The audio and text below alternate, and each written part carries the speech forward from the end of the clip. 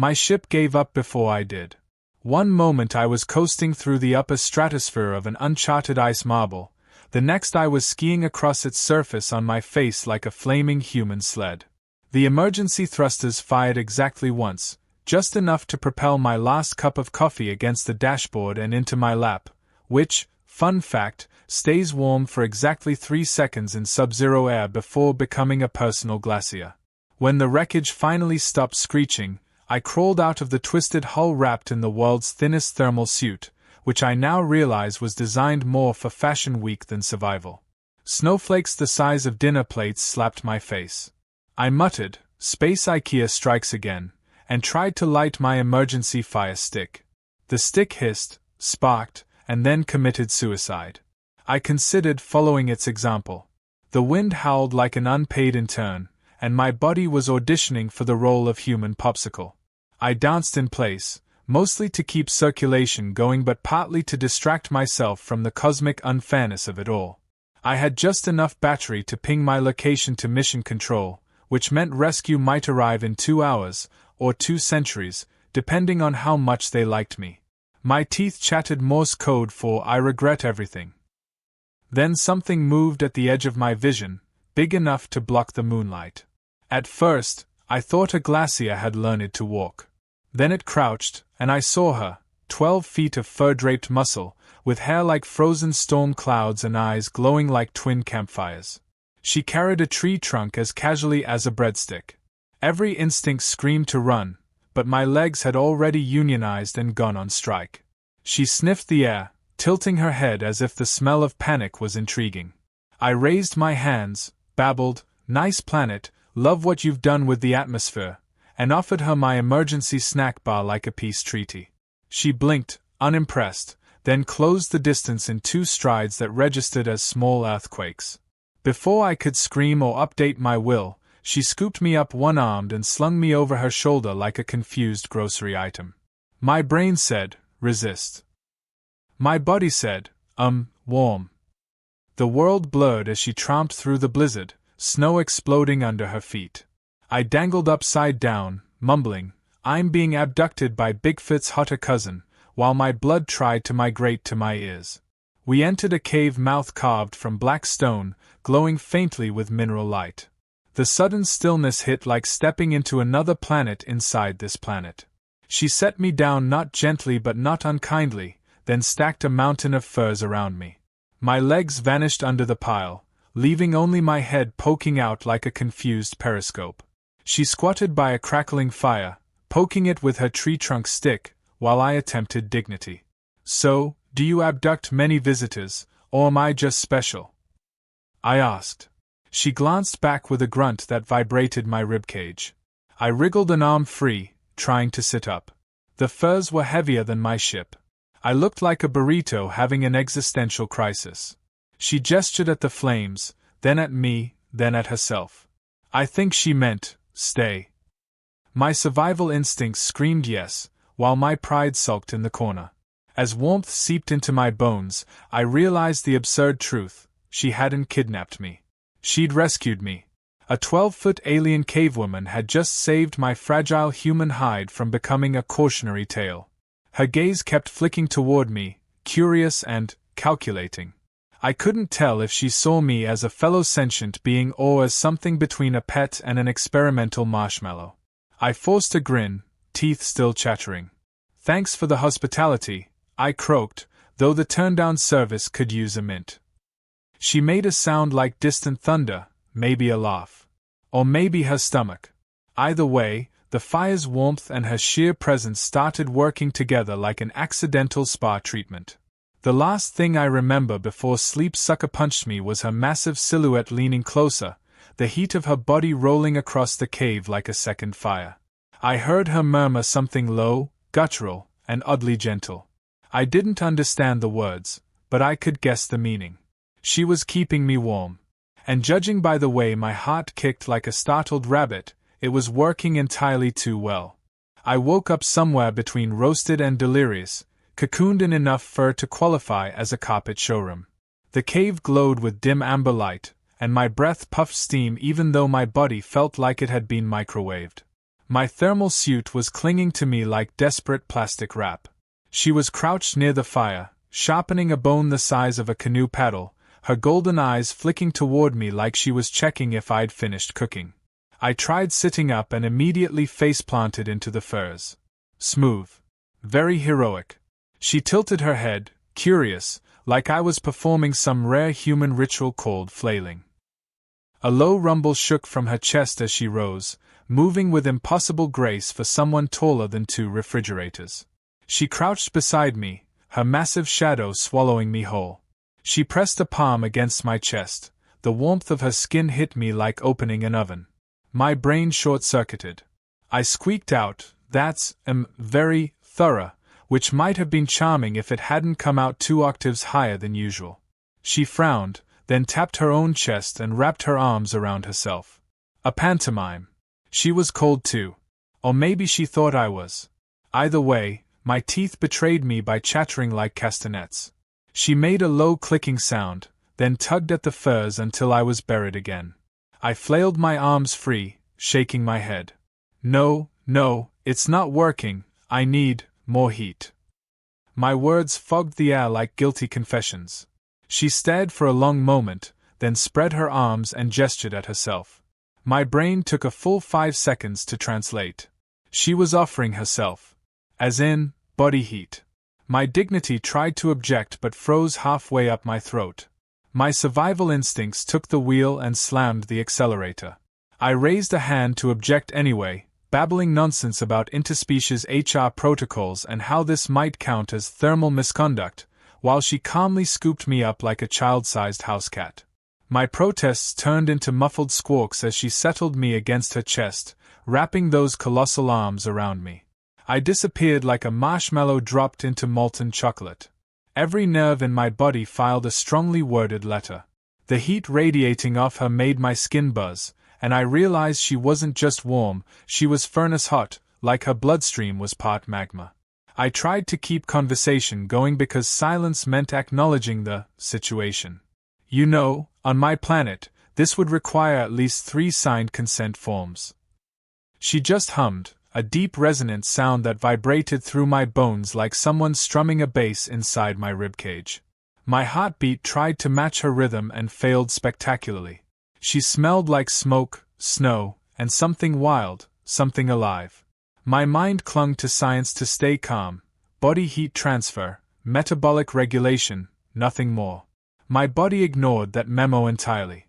Eventually she loosened her grip, and I squirmed free enough to point at the broken metal panel from my wreck lying near the fire. She watched, fascinated, as I propped it upright behind the flames to reflect heat back toward us. When the warmth doubled, her eyes widened like twin suns. She touched the panel, yanked her hand back with a hiss, then grinned, a slow, toothy grin that should have been terrifying but instead hit me like gravity. I said, "Humans, good at not dying," and tapped my temple. She copied the gesture, tapping her own forehead with a proud grunt. My pride puffed up like a cheap life raft. She might be 12 feet of prehistoric power, but I had brought science to the cave party. For the first time, she looked at me not like prey or curiosity, but like something clever. I cracked a smile. See? I can be useful. Like a pocket-sized warmth wizard. She tilted her head, trying the word out, wiz-ard. My heart did something embarrassing. The firelight danced off her skin, and the air between us felt warmer than it should have. She lay down on her side, patting the furs next to her in an invitation even an idiot couldn't misread. I hesitated half a heartbeat, then slid closer, careful to keep a professional half-inch of space that she immediately erased by looping an arm around me and pulling me flush against her. My face landed somewhere between her collarbone and the end of the world. As my shivering finally eased, I realized her breathing had synced with mine, slow and steady, a giant's lullaby. I muttered, "You know this is strictly for survival," even as my voice betrayed me with a crack. Her answering rumble felt suspiciously like laughter. The last thing I remember before drifting off again was her enormous hand gently covering my back like a living heated blanket and the ridiculous, undeniable truth warming its way into my chest. For now, this cave, this impossible woman, and her furnace heartbeat were the only reason I was still alive, and maybe the reason I didn't want to leave. I woke with my face pressed against something that definitely wasn't a regulation pillow and radiated enough heat to toast bread. My body felt boneless, as if I'd been slow-roasted all night, and for a fleeting moment I thought I was dead, and heaven had a very strange sense of humor. Then the smell of smoke and wild musk hit me, and reality came crashing back. I was alive, buried in furs, and half wrapped around a 12-foot cavewoman like she was a living radiator. She stirred, eyelids half lifting, and made a deep rumbling noise that could have been a greeting or a threat. My heart tripped over itself like a drunk acrobat. I tried sliding away, and she simply hooked one massive finger around my ankle and reeled me back with the casual inevitability of gravity. The fire had dwindled to a glow, the cave colder now, our breaths coiling in the air like secret thoughts. She touched my cheek with the back of her hand, then frowned when it came away icy. She grunted, shoved me flat against her chest, and tucked the furs back over us like sealing a sandwich. "I'm fine," I lied into her collarbone. She snorted and tapped the center of my chest where my heart was rattling like it wanted out. "Adrenaline," I whispered. "Totally normal. Happens when I'm, extremely warm." The way her brow furrowed made it very clear she didn't buy a word. To distract her, I fished in my survival pack until I found my self-heating coffee sachet. I tore it open, poured the sludge into the collapsible cup, and activated the heating tab. Steam curled up like a magic trick. Her eyes widened as if I'd just birthed a tiny sun. I offered her the cup, she sniffed it, wrinkled her nose, and sipped. Her whole body jerked as though she'd swallowed lightning. She made a sound halfway between a growl and a sneeze, then smacked her lips, glaring at the cup like it had insulted her ancestors. "Acquired taste," I explained. "Mostly acquired by desperate office workers." She handed it back with exaggerated care, like it might explode again. Then she poked my chest, then my leg, her massive fingers oddly gentle, as though checking my circulation. Every place she touched burned in a completely unhelpful way. I tried keeping it clinical. "Good. Blood's flowing." My voice cracked on flowing. She tilted her head, amused. "Not that kind of flowing," I muttered. She smiled in slow motion, which was not good for my composure. The heat reflector panel I'd rigged gave a sharp crack and toppled. The temperature dropped immediately, a cold slap to the senses. Panic fluttered in my chest. I scrambled, grabbing my last emergency lotion tubes from the kit. She watched with a puzzled expression as I squeezed the slick goo onto the broken panel edges and tried sticking them back together. Everything got slippery. My hands slid off the metal like I was trying to wrestle a greased penguin. She rumbled a question, and I shouted over my own frustration, "Lubricant, bad idea, I know." She blinked, then barked out a laugh so sudden it startled a puff of ash from the fire. Resigned, I shoved the panel aside and started stacking stones to form a crude reflector instead.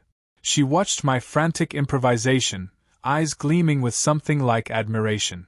When the stone arc started bouncing the firelight back, she touched it reverently, then patted my head with a pride that melted something inside me faster than the fire could. "Humans," I said, tapping my chest. "We adapt." She repeated, slow and deliberate, "Adapt-T." The word sounded enormous in her mouth, and somehow important. The cold was still winning. She gestured for me to come closer, her tone more serious than before. I hesitated, but my shivering made the decision for me. She gathered me against her, pressing chest to chest, her skin almost painfully hot now, like lying against the heart of a forge. My hands ended up braced against her ribs, and I swore I could feel her pulse through bone. She lowered her forehead to mine, eyes closing, and began a slow, deep-breathing rhythm. I mimicked her, because arguing with someone who could juggle mammoths seemed unwise. Breath mingled, warm and damp, each exhale fogging the other's face. The shared rhythm soothed the tremors from my muscles. It should have been purely practical. It wasn't. Every rise of her chest against mine sent sparks ricocheting through my body. My mind tried to focus on survival statistics. My body filed for emancipation. The furs around us shifted as she wrapped her leg over mine, blanketing me in living heat until I couldn't tell where she ended and I began. A laugh bubbled out of me, wild and nervous, because this was absurd, half frozen, half burning, tangled with a giant who thought coffee was poison. She blinked, puzzled, then grinned, and the grin demolished me. My socks, traitors that they are, slipped off my feet under the furs. She spotted them, made a chiding sound, and carefully pulled them back on, as if I were a child she'd decided to keep alive out of sheer stubbornness. The gesture hit me harder than any display of strength could have. The fire roared back as if encouraged by our combined heat. My shivering finally stopped. She loosened her hold just enough for me to breathe properly, and I whispered, "You really are keeping me warm." Her eyes half-lidded, satisfied, like that had been the plan all along. My heart had no chance. We stayed locked together in the glow, two improbable creatures defying the cold, and somewhere deep inside the thought crystallized, ridiculous and unstoppable, I never wanted this warmth to end.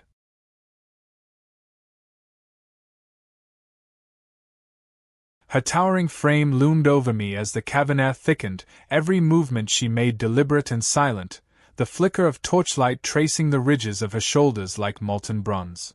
She crouched low, nostrils flaring, studying me with an intensity that pierced through my thin resolve, and then she reached, fingers brushing my arm with startling gentleness, testing my warmth as if confirming I was real. Her lips parted slightly, revealing teeth too sharp for comfort, yet her breath came slow, measured, more curious than threatening. I stayed still, pulse hammering, the stone beneath me cold while her skin radiated heat like sun-baked rock, and when she rose again, her shadow swallowed me whole. She began circling, steps quiet on the cave floor, muscles shifting beneath taut skin as she examined me from every angle, and I sensed something unspoken, something weighing her decision. Then, without warning, she leaned in close, her massive hand sliding behind my neck, not squeezing but anchoring, claiming, and I felt the subtle hum in her chest as a low growl vibrated through her, a sound less of danger and more of possession. My breath caught, her gaze locking with mine, pupils dilated, and for a moment everything outside this cavern ceased to exist. She tilted her head, strands of coarse hair falling across her brow, and with a single swift motion she draped a pelt over my shoulders, its weight heavy and warm, the scent of wild earth clinging to it. Her touch lingered as she adjusted it, fingers brushing my collarbone, and a spark shot down my spine, primal and electric. She stepped back just enough to watch, arms crossing, chest rising and falling as if satisfied, then turned, gesturing sharply for me to follow. I obeyed, my legs stiff but moving, eyes fixed on the ripple of muscle down her back, the way her silhouette merged with the jagged stone walls as if she belonged to them. Deeper into the lair she led me, the air growing warmer, and when she finally halted, she spun, closing the space between us again with predatory grace. She pressed her forehead to mine, sudden and firm, and I froze as a shock of heat surged from her into me, like being plugged into the heart of the earth. Her breath mingled with mine, heavy, and I felt her hand slip down to my chest, palm splayed, feeling the frantic rhythm of my heart as if gauging my strength. Her lips hovered near my ear, a rumble escaping her throat, and something inside me broke loose, surrendering. She pulled back only enough to meet my eyes again, and there was a flicker there, satisfaction, triumph, or something more ancient, and then she seized my wrist, guiding my hand to her chest, letting me feel the powerful thrum beneath her ribs. It was like touching the pulse of a mountain.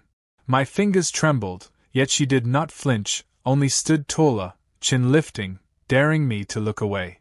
I didn't. The air between us crackled, unspoken tension coiling tighter until it was almost unbearable, and when she finally released my hand, it felt like being cast adrift. She turned sharply, crouched by a stone slab, and with deliberate force carved something into it using a claw-like shard of bone, the scrape echoing through the cavern. When she finished, she beckoned me closer, pointing to the symbol, an interlocked spiral, and then to her chest, then mine, her expression fierce and unwavering. I nodded, though I barely understood, and something in her shoulders relaxed, just slightly. She stepped back, towering, and let out a guttural cry that rattled the cavern walls, a sound of declaration, of finality, of claiming. Then silence fell, thick and absolute, as her eyes softened, and she lowered herself to sit cross-legged on the stone, watching me with that same unwavering focus, waiting to see if I would stay. I did, heart still racing, the weight of the pelt grounding me, and in that stillness I knew something irreversible had shifted, that I was no longer merely her captive but something far more dangerous, chosen.